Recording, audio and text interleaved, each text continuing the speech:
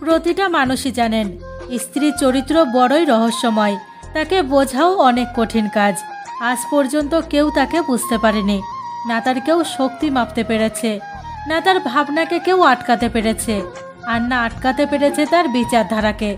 ঋষিমুনিরা বলে থাকেন, যেই প্রকার ব্রাহ্মণের চরণ অতি পবিত্র হয়, গায়ের পিঠ পবিত্র হয়, ছাগল বা ঘোড়ার মুখ পবিত্র হয়, ঠিক একই প্রকার যদি আমরা স্ত্রীর কথা বলি তাহলে সেই স্ত্রী সম্পূর্ণ পবিত্র হয়।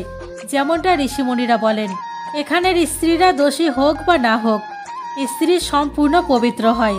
ভারতের কেরল রাজ্য, যেখানে একজন মহিলাকে মায়ের রূপে পূজা করা হয়, লক্ষ্মীকে স্ত্রীর রূপে পূজা করা হয়, আর এক পুরুষ তার স্ত্রীর পা ছোঁয়, এই সমস্ত কিছুই কেরলেই করা হয়, কিন্তু উত্তর ভারতে একে করা পাপ মানা হয়।